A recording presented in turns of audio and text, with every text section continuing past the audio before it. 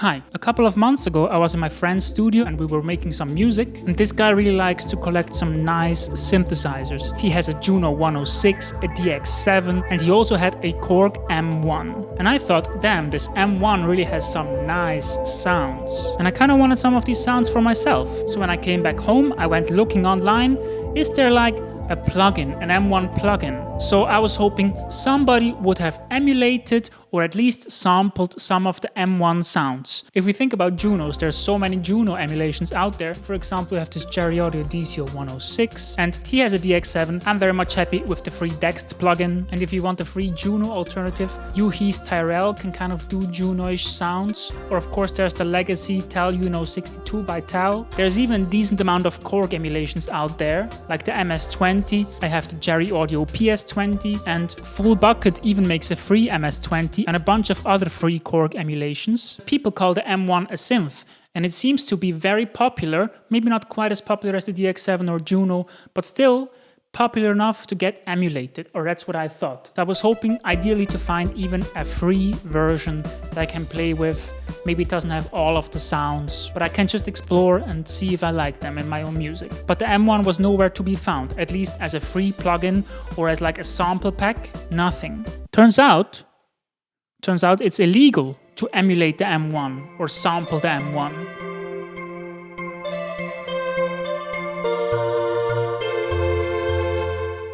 I mean, illegal in the same sense as it's not allowed to redistribute sample packs even when they're royalty free, right? You can use the sounds, of course, you can sample the sounds, put them into your music, but you can't just redistribute the whole sample pack. Same thing with the Korg M1.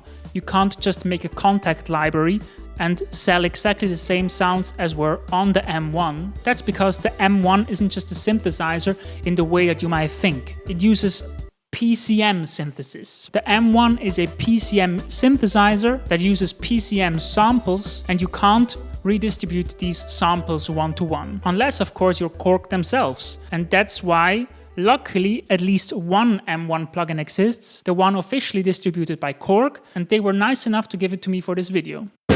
This is the official M1 plugin.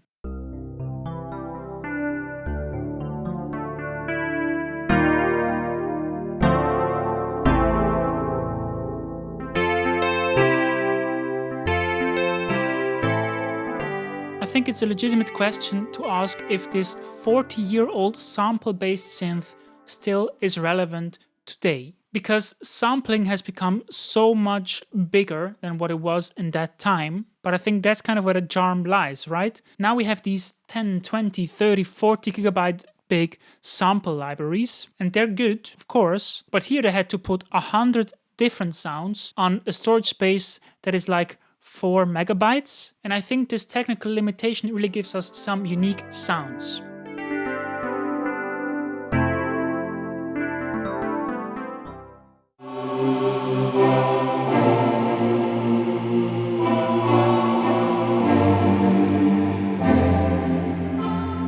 Personally, I really associate these sounds with like cheap VHS soundtracks. Cheap in the sense that if you make a low-budget film, you won't be able to hire a full orchestra, but you will be able to hire one producer with an M1. So this is kind of supposed to be stock music inspired, maybe a hint of film scoring. So we have this 80s, 90s cheap VHS sound, or that's what I associate it with. Like a nice synthesizer.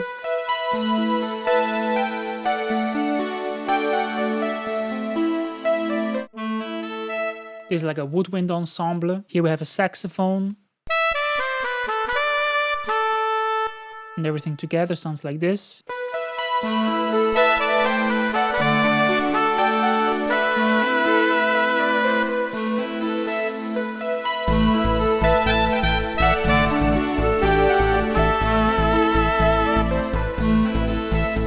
You heard this bass. And this glassy pad.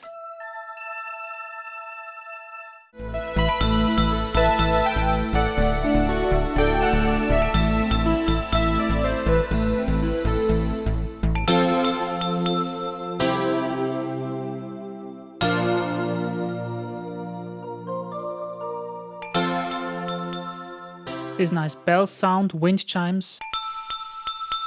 And then I layered this glossy pad we had with a piano sound.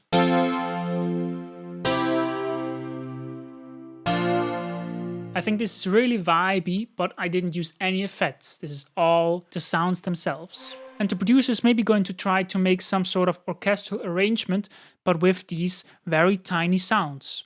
And I think that's a sound that has kind of a nostalgic charm. And if you want to infuse some of your maybe pop music with kind of this nostalgic charm, something like the M1 is really going to do wonders.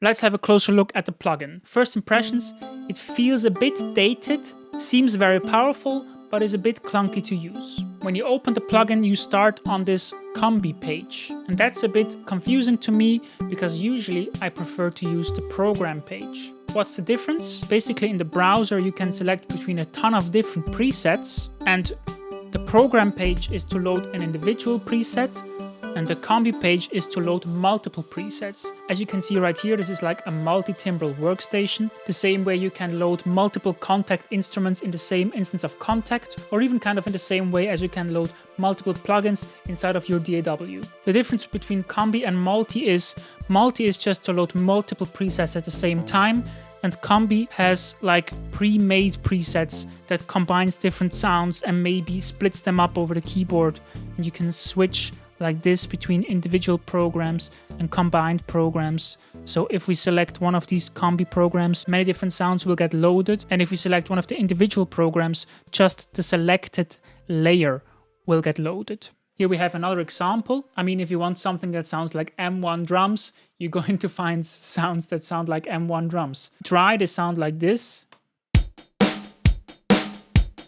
And with a bit of compression and reverb. Then this is a sound I really like, this pan mallet. And if we combine these two sounds with a patch from the Korg Mono Poly, we have this.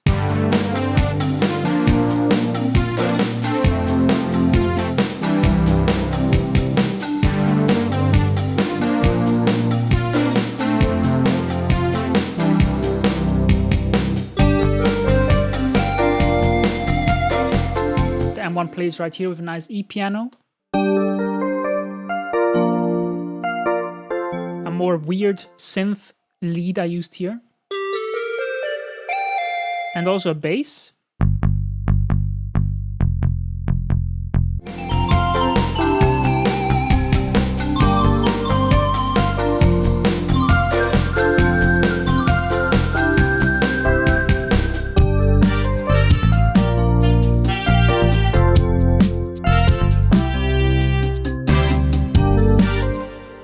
Really like how I used these horns right here.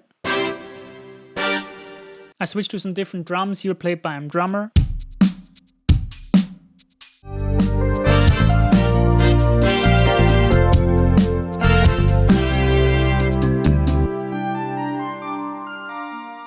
As I said, usually I like to work with individual programs. So there's a browser, you can just scroll through all the presets right here. You can sort them according to instrument or character.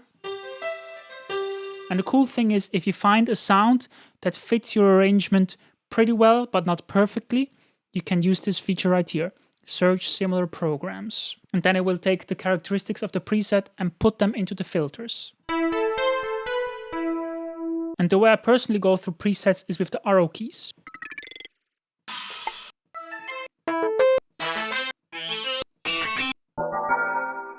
But the risk is, if I then close the browser, see now we have this sound. I close the browser. We're back to this old sound. What you have to remember is a highlighted preset just previews this preset. So now I can preview auto vocoder, even with this preview knob up here. But to actually load it, I have to hit enter or double click. So because you're supposed to use this plugin with your keyboard, it captures your keyboard input. Like even if you go to edit something, you can then control the value with your keyboard. But this also means spacebar to play pause will be input into the plugin instead of the DAW. So it takes a bit of getting used to. And with most plugins, I don't like this, but because this actually uses your keyboard, I think it's okay. So what exactly is a PCM synth? Let's start by looking at the part PCM. PCM stands for Pulse Code Modulation. Sounds like a fancy word. It's basically a form of analog to digital or digital to analog conversion. So PCM basically just means digital audio. And PCM is actually exactly what they do with the audio on CDs. So what about the PCM samples? These are the things that are copyright protected in the M1. So basically, since PCM is audio, PCM samples are pretty much just samples. A PCM synth, is it really a synth? Or since PCM just is samples, is it maybe more of a sampler? I would argue it's at least approximately comparable to a sampler. But the thing with a sampler is usually you can add and record your own samples and process your own sounds, right? And if you can't do that, if you can just use preset fixed samples, that's what we call a rompler. Now, rompler seems to have some negative connotations nowadays, but keep in mind, a sampler and a rompler are again approximately the same thing. With this one, you should usually be able to import your own samples. With this one, you can't. I personally would argue that Contact, for example, is basically a rompler, at least Contact Player, because yes, in theory, you can import your own samples, but that's not what it's for, right? It's for accessing libraries. Is that a rompler? And then again, I would argue you can also kind of consider the M1 a rompler as well. And you know, by the way, what also is basically just samples? A wavetable. A PCM synth? Same thing as a wavetable synth? I mean, it's not that far apart. Maybe a the wavy one. These are the kind of sounds. Sample this. If you share on Instagram, tag me at SantusSF.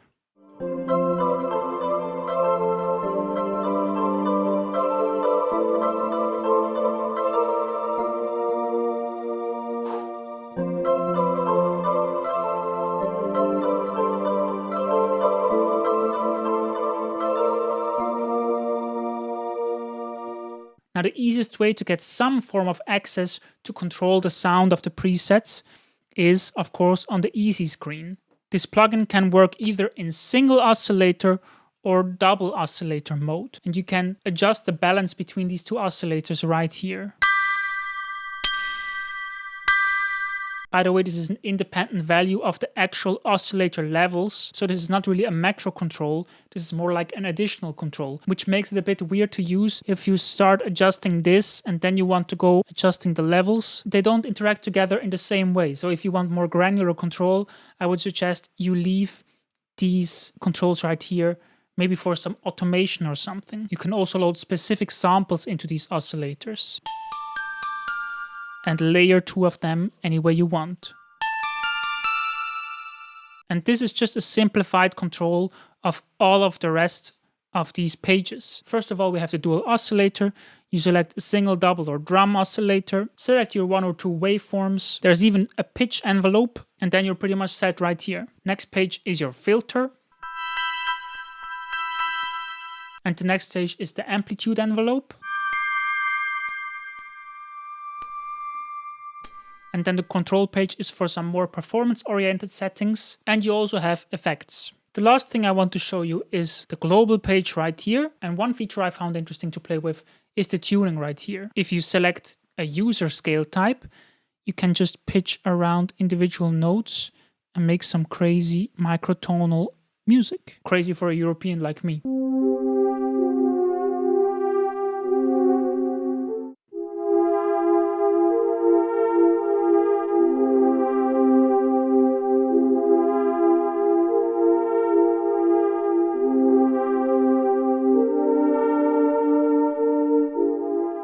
I was also working on this song right here. This one has a really nice M1 sound.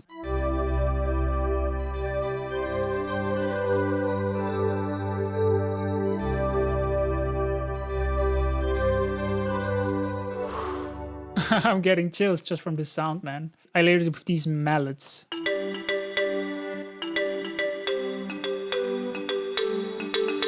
Together.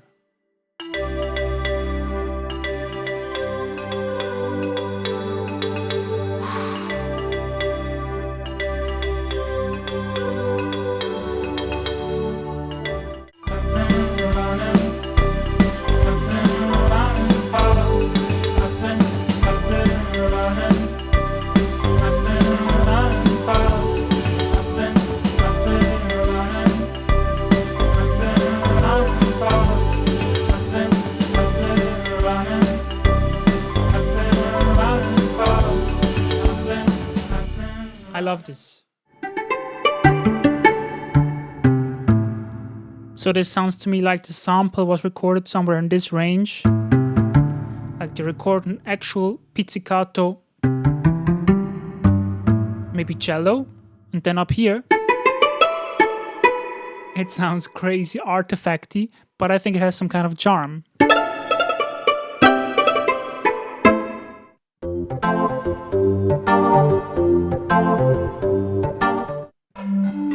I think this is a very famous sound, feels extremely familiar to me and extremely nostalgic.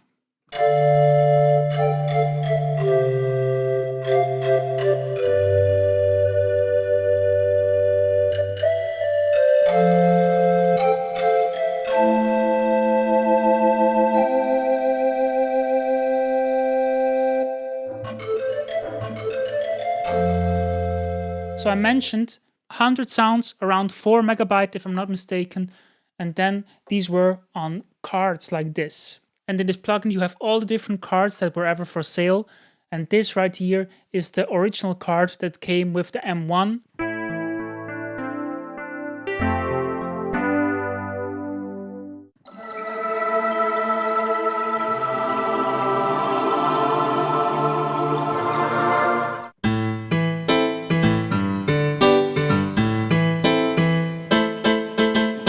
And then you were able to purchase expansion cards, and they might also be themed like this synth expansion.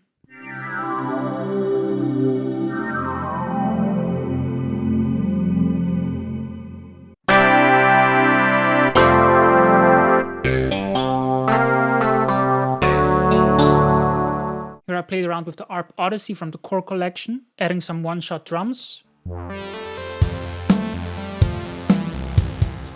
And I found this M1 bass I kinda liked.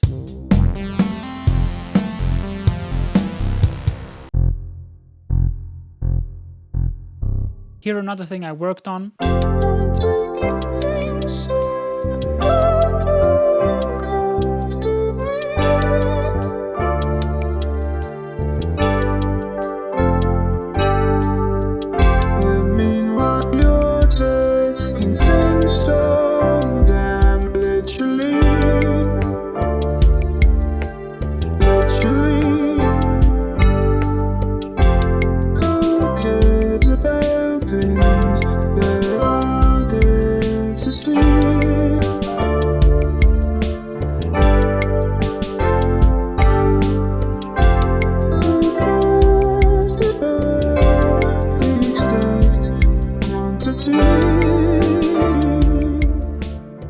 Here I started exploring the Triton also a bit more from the Korg collection.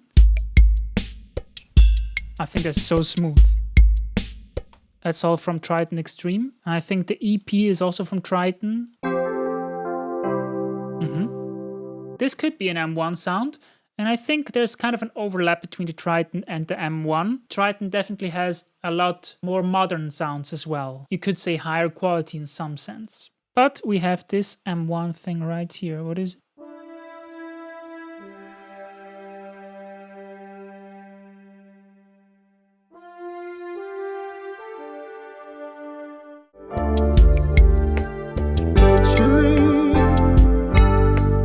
Another, in my mind, typical sound from the Korg M1 that I really like are like mallets.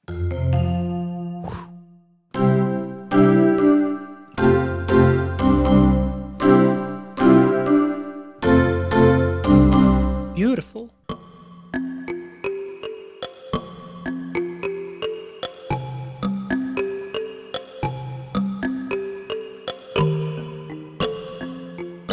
I thought it was also interesting that this sound I associate with the M1 and therefore also with PCM sampling.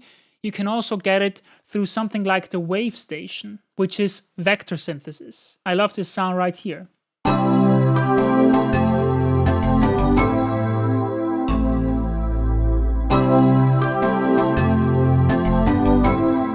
You might have heard this track already. I was using it in my videos quite a bit.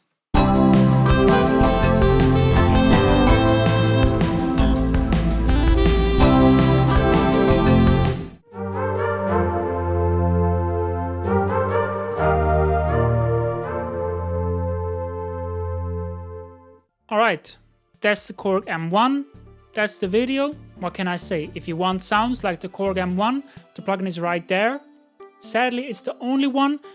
I kind of wish that maybe there was an update for it, make it at least resizable. I would really appreciate that. Maybe just clean up the UI a tiny bit. In the meantime, if the M1 seems too clunky for you, maybe a bit too dated, maybe too expensive, you could check out Dreamsynth by Cherry Audio, which is also a PCM synth from what I can see, or U-Synth Turbo XT, which they advertise with having some sort of M1 sounds in it. I don't know what the legal landscape is there. Maybe they license the sounds, or maybe they're just M1 inspired, but they're definitely also kind of PCM sounds, 80s, 90s sounds. Thank you very much for watching. If you enjoyed the video, please make sure to subscribe. Cherry Audio's Dreamsynth. See, you have these oscillators, and you can select the wildest oscillators possible, like a keyboard as an oscillator. And you can get kind of M1 sounds out of this as well, or sounds I associate with the M1.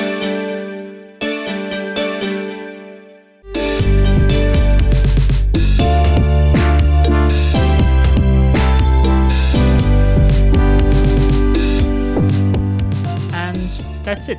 See you again soon.